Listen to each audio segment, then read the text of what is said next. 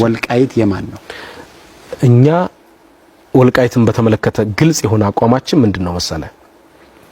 የኛ የብሔር ፖለቲካን ስለማይደግፍ 17 አስተዳደሮች ይኖራሉ። አሁን ባለው አወቃቀር ወልቃይት የማን ነው? ወልቃይት ማን ነው የሚለውን አሁን ያማራ ነው የትግሬ ነው ልል አልችልም። ማንፌስቷችሁ ላይ ግን ወልቃይት ያማራ ነው ብላችሁ አስቀምጣችኋል። እሱማ የጎንደር ክፍለ ሀገር ነበረ ነው የምንለው። ስለዚህ ወልቃይት ያማራ ነው ባሁን አወቃቀር።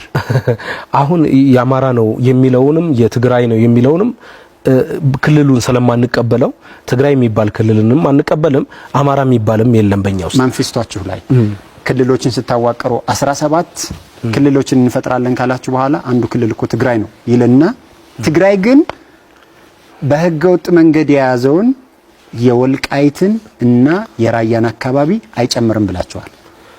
ማንፌስቷችሁ ላይ ቃል በቃል የተጻፈ ነው ያነበብኩ ያለሁት።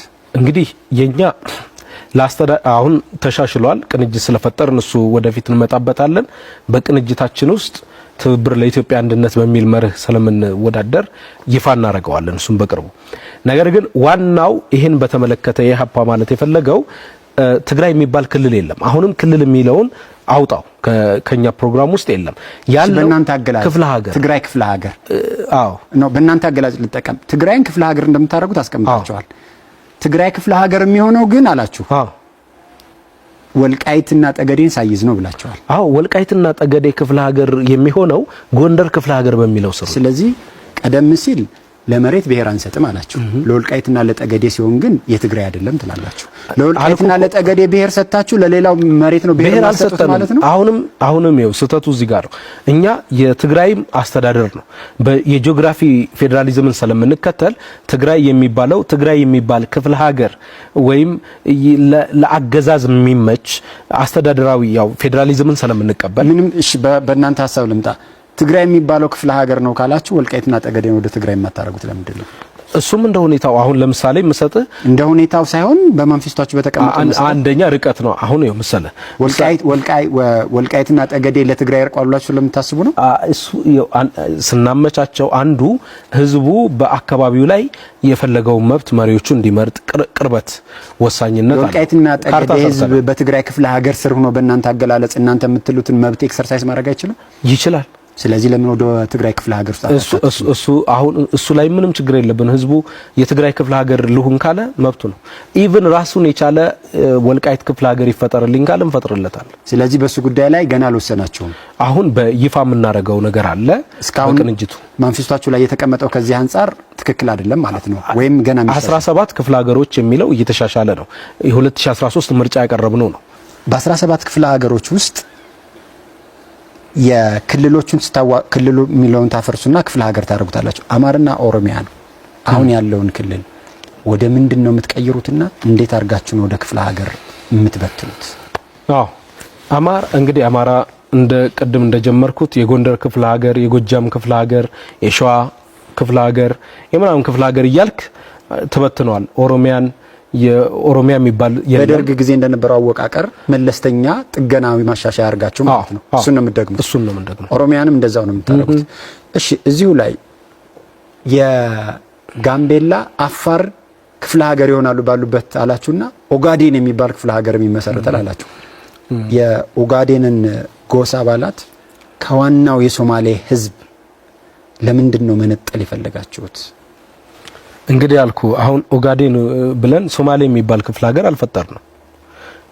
ኦጋዴን በሚባለው ክፍለ ሀገር ሶማሊኛ ቋንቋ ተናጋሪ፣ የአማርኛ ቋንቋ ተናጋሪ በዛ ክፍለ ሀገር ውስጥ ይስተዳደራል። ለምን ታዲያ ሶማሌ ክፍለ ሀገር አትሉት? እሱ ምንም የስም ለውጥ ነው። ኦጋዴንም በለው ሶማሌም በለው ስም ኦጋዴን ጎሳ ነው። ሶማሌ ደግሞ የኦጋዴን ጎሳም የኢሳቅ ጎሳም ሌሎችንም ጎሳዎችንም አካቶ ያዘ ነው። ስለዚህ በትንሹ መጠሪያ ትልቁን ከማድረግ በትልቁ መጠሪያ ሌሎችን መጠቅለል አይሻልም? አሁን አልኩ እኛ በብሔር ፖለቲካ ስለማናምን ለአስተዳደር አመችነትና ስያሜዎቹ ሊቀያየሩም ይችላሉ። ስሙ ምንም ሊሆን ይችላል። ምስራቅም ልንለው እንችላለን። ስለዚህ በብሔር ስያሜ የማታምኑ ከሆነማ ለአፋርና ለጋምቤላም ሌላ ስም ማውጣት አለባችሁ። ለምሳሌ አፋር የስያሜው ላይ ችግር የለብንም። አሁን ለማስተካከል ዝግጁ ነው። ኢትዮጵያ ውስጥ ፖለቲካው በብሔርተኝነት በሚናጥበት ብሔርተኝነት የሰላ ጫፍ ላይ በደረሰበት በዚህ ጊዜ ብሔርና ብሔርተኝነትን ሳይቀበሉ በምርጫ አሸንፎ መንግስት መሆን ይቻላል ወይ? ኢህአፓ ኤርትራን እንደ ሀገር ኤርትራን የኢትዮጵያ አካል ናት ብሎ ነው የሚያስበው? አዎ ኤርትራን የሀገር እውቅና አይሰጣትም። ፓርቲው ሀገር ናት ብሎ አያምን። ስለዚህ ኤርትራ የኢትዮጵያ ራስ ናት። ያለ ኤርትራ ኢትዮጵያ ምንም ናት፣ ያለ ኢትዮጵያም ኤርትራ ምንም ናት። ስለዚህ ኢትዮጵያን ለማዳከም የተሸረበ ሴራ ነው ብሎ ስለሚያምን ግን እኮ ኤርትራን የኢትዮጵያ ግዛት አካል አድርጎ በማስቀጠል ጥረት ውስጥ ደርግን በማዳከምና የኤርትራ ኃይል ተጠናክሮ እንዲወጣ እኮ አንድ ሚና የተጫወተው እኮ ራሱ ኢህአፓ እውነት ለመናገር ደርግን ያዳከመው የራሱ አምባገነናዊ አካሄድና በውስጡ የፈጠራቸው ስህተቶች ውስጡንም ራሱንም የበላ ኢህአፓ ታዲያ ደርግን ሲዋጋ የነበረው ደርግ ራሱን ስላዳከመ ራሱን እንዳያዳክም ለመከላከል ነው። የኢህአፓ ውጊያ እኮ የነበረው አንደኛ ከማን ጋር ነው? ኢህአፓ ከደርግ ጋር ነው። ምን ለማድረግ? ከስርዓቱ ጋር። ስርዓቱ ምን ለማድረግ ነው ስርዓቱ? አሁን ደርግ ይሄድበት የነበረውን አምባገነናዊ አካሄድ እንዲያቆም ማለት ነው። ደርግን ለማረም ነው እንጂ ደርግን ለመጣል አልነበረም እንዴ? ያ አምባገነንነት መውደቅ አለበት። ስለዚህ የሚወድቀው ደግሞ ስታዳክሙት ነው። እሱማ ያው ትግል ውስጥ እስከገባ ድረስ ትጥቅ ትግልም ይሁን ምንም አማራጭ ከሌለ የሰላማዊ ትግል አማራጭ ከሌለ መዋጋት አይቀርም። ስለዚህ ተዋግታችሁ ደርግን በማዳከማችሁ እኮ ነው ደርግ የአገርን አንድነት ለመጠበቅ በሚያደርገው ጥረት ውስጥ እናንተ አንዱ የደርግን ኃይል የሚያዳክም አካሉ ናችሁ እኮ ነው ኤርትራ እንዲገነጠል ግባት የሆናችሁት። እሱን ነው ብሎ ማመን አይቻልም። ምክንያቱም አይደለም የኤርትራ ከደርግ በኋላ ወያኔ ነው የገነጠለ። ያው ወያኔ ስለሆነ እሺ ማንፌስ ኤርትራን የኢትዮጵያ አካል አድርጎ ለማስመለስ ጥረት እንደምታደርጉም ነው እየነገሩኝ ያሉትና በምን አይነት መንገድ ነው ኤርትራን እንደ ሀገር አሰብን እንደ ወደብ ወደ ኢትዮጵያ የምትመልሱት? በጣም ጥሩ። እንግዲህ የኤርትራ መንግስት የሚይዛቸው አቋሞችን በተመለከተ አምባገነን መንግስትም ስለሆነ የሚሄድባቸውን እንቅስቃሴዎች ብዙ የማንደግፋቸው ነገሮች አሉ። አምባገነን ስለሆነ ነው ኤርትራን የኢትዮጵያ አካል የምታደርጓት? አይደለም፣ እሱን አይደለም። ኤርትራን በተመለከተ ህዝበ ውሳኔ የተመራው በወከባና ሆን ተብሎ ባርነት ወይ ነጻነት የሚል ምርጫ ተሰጥቶት ነው። በአምባገነናዊ አካሄድ በወቅቱ የነበረው ህወሓት ኢህአዴግ ፍላጎት ስለነበር ኤርትራ መገንጠል፣ ስለዚህ የራሱ የኢትዮጵያ መንግስትን ፍላጎት ታክሎበት ነው። መንግስት አይደለም። አንደኛ ይህንን ውሳኔ ኤርትራን ሀገርነት እውቅና የሰጠው የሽግግር መንግስት ነው። እውቅና የመስጠት ስልጣን የለውም ሀገር እንድትገነጠል። ስለዚህ ህጋዊ መንግስት አይደለም። የምንከራከርበት አንዱ እሱ ነው። ስለዚህ ኤርትራን የሀገርነት እውቅና የሰጠው አካል ህገወጥ ነው። ስለዚህ ኢህአፓ ወይም ቅንጅቱ መንግስት ቢሆን እውቅናውን ያነሳል። በሰላማዊ መንገድ የምታደርጉት አሰብን የማስመለስ ጥረት ከኤርትራ መንግስት በኩል ይሁንታን ባያገኝ ቀጣይ እርምጃችሁ ምን ይሆናል? ብዙ ህጋዊ አማራጮችን ዓለም አቀፋዊ አማራጮችን እንጠቀማለን። የዓለም አቀፉ ማህበረሰብ ከጎናችን እናሰልፋለን። የዲፕሎማሲ ስራ ይሰራል። ከዚህ አልፎ በአምባገነንነት የሚሄድ ከሆነ ያው የዓለም ህግም በሚፈቅደው መንገድ የሀገር ሉዓላዊነትን ለማስከበር የምንወስዳቸው ህጋዊ እርምጃዎች ይኖራሉ።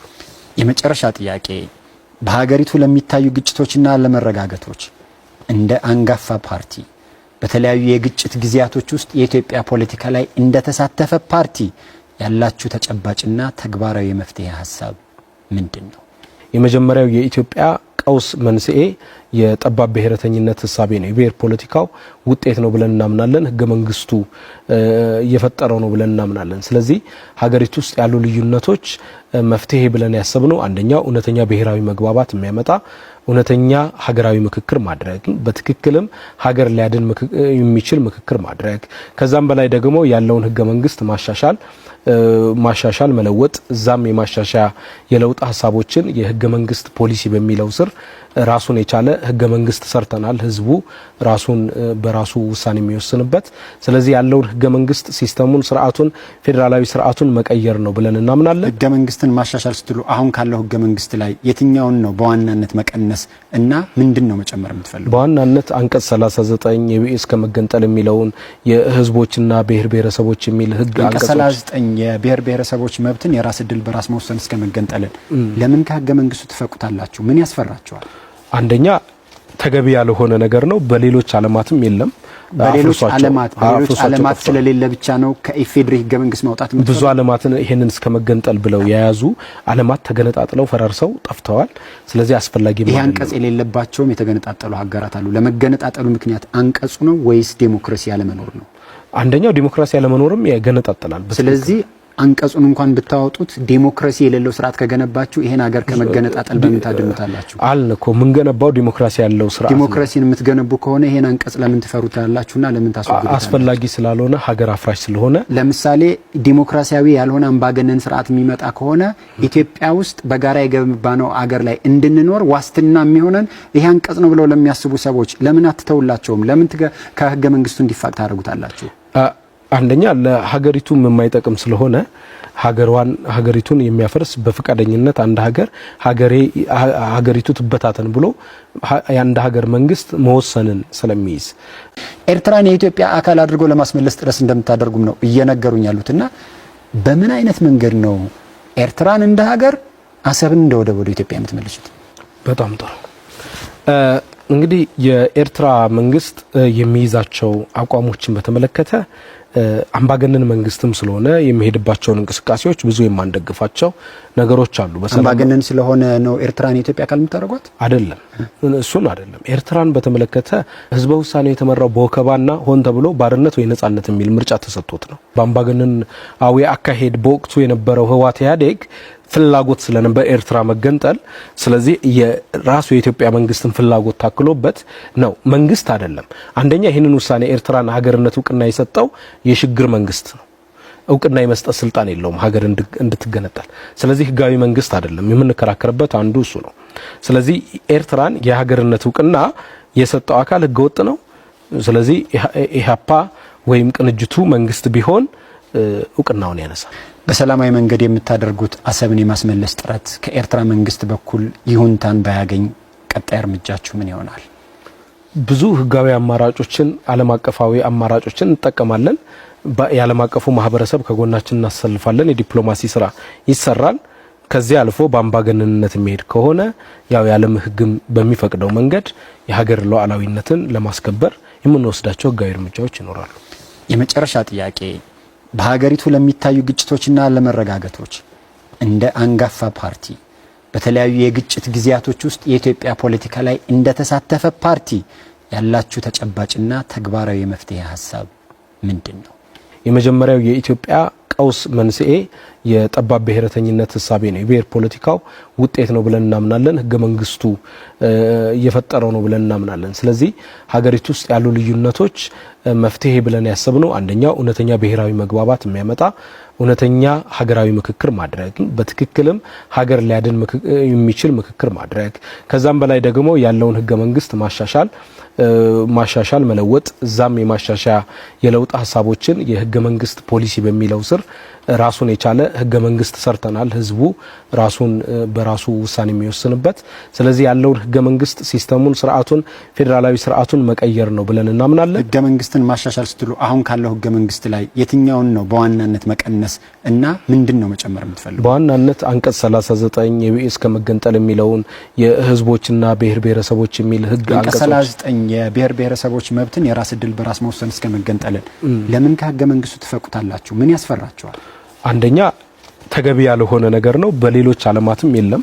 በሌሎች ዓለማት ስለሌለ ብቻ ነው ከኢፌድሪ ህገ መንግስት ማውጣት የምትፈልጉ? ብዙ ዓለማትን ይሄንን እስከ መገንጠል ብለው የያዙ ዓለማት ተገነጣጥለው ፈራርሰው ጠፍተዋል። ስለዚህ አስፈላጊ ነው። ይሄ አንቀጽ የሌለባቸውም የተገነጣጠሉ ሀገራት አሉ። ለመገነጣጠሉ ምክንያት አንቀጹ ነው ወይስ ዴሞክራሲ ያለመኖር ነው? አንደኛው ዴሞክራሲ ያለመኖርም ያገነጣጥላል። ስለዚህ አንቀጹን እንኳን ብታወጡት ዲሞክራሲ የሌለው ስርዓት ከገነባችሁ ይሄን ሀገር ከመገነጣጠል በምን ታድኑታላችሁ? አልነኮ ምን ገነባው ዲሞክራሲ ያለው ስርዓት። ዲሞክራሲን የምትገነቡ ከሆነ ይሄን አንቀጽ ለምን ትፈሩታላችሁና ለምን ታስወግዱታላችሁ? አስፈላጊ ስላልሆነ ሀገር አፍራሽ ስለሆነ። ለምሳሌ ዲሞክራሲያዊ ያልሆነ አምባገነን ስርዓት የሚመጣ ከሆነ ኢትዮጵያ ውስጥ በጋራ የገነባነው አገር ላይ እንድንኖር ዋስትና የሚሆነን ይሄ አንቀጽ ነው ብለው ለሚያስቡ ሰዎች ለምን አትተውላቸውም? ለምን ከህገ መንግስቱ እንዲፋቅ ታደርጉታላችሁ? አንደኛ ለሀገሪቱ የማይጠቅም ስለሆነ ሀገሪቱን የሚያፈርስ በፍቃደኝነት አንድ ሀገሪቱ ትበታተን ብሎ የአንድ ሀገር መንግስት መወሰንን ስለሚይዝ